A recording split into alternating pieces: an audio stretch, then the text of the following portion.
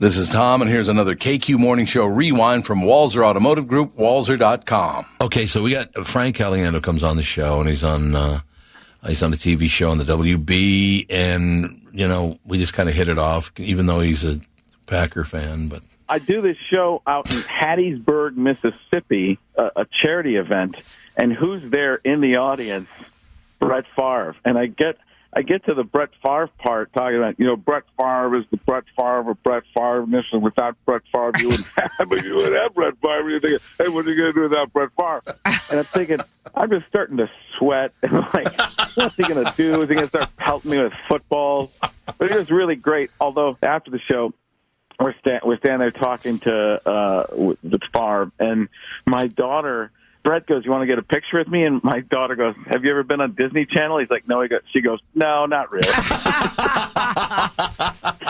I love that. And Deanna, Brett Favre's wife was just cracking up. It was like the great, like my wife was like, no. And, but his wife was laughing so hard. It was like the greatest moment. Years ago when I met Trump, that was one of the best. Oh, yeah.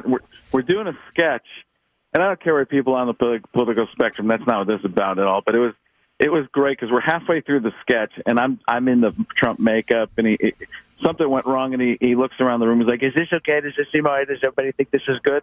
And they were like, "Yes, Mr. Trump, fantastic, Mr. Trump, it's great, Mr. Trump." I was like, "Wait. Does anybody ever tell you something isn't good?" He goes, "No, Frank, and that's part of the problem. I can't get real answers." Oh, he gets the joke. It was great. So then afterwards, he goes, "You got a minute?" I'm like, "Sure." And he takes me to this kiosk, and he's like, "Well, you want some ties? Do you wear ties?" I'm like, "Yeah, I wear some ties sometimes." He starts just giving me tie after tie after tie. He's like, "I really love what you do. Keep wear these ties. These will be tremendous. These are the number one ties." I'm like, "And number one where?" "The number one ties you're going to get today." And so then he goes, "Do you wear cufflinks?" I'm like, "Not yet." But I'm going to start.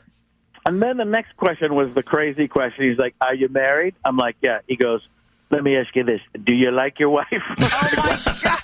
I said, "Yes." He goes, "Okay." So he hands me this ring that's at this kiosk, or this watch. It was a watch, I'm sorry. And he takes off the price tag as he's handing it to me. And then I was like, that's a smooth move. I was like, oh, that's amazing. He sends me out into New York City with what I think is a diamond-studded watch, but it's from a kiosk in Trump Tower, so it can't be worth that much. But I don't know. Donald Trump just gave it to me.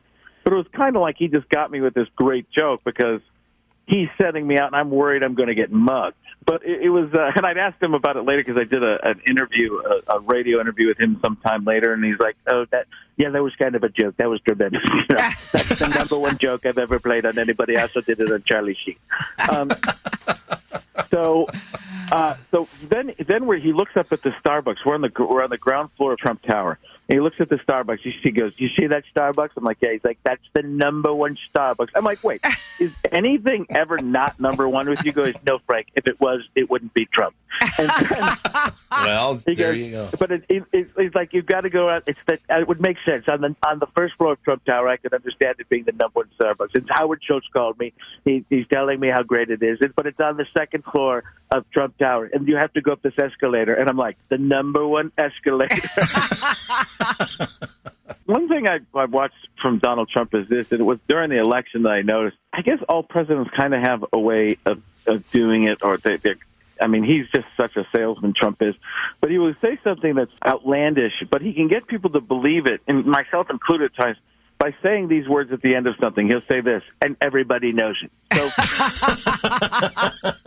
So he'll say something like, "There's a colony of people on Mars, and 100% of those people voted for me, and everybody knows it." And then you'll be walking down the street, and you hear people talking about, "You hear about that colony of people on Mars?" "Yeah, 100% of them voted for Donald Trump." "Yeah, everybody knows it." This is Tom Bernard. You just heard another KQ Morning Show rewind from my guys at Walser Automotive Group, walser.com. Hear today's entire KQ Morning Show on demand at 92KQRS.com, the KQ mobile app, or on iTunes.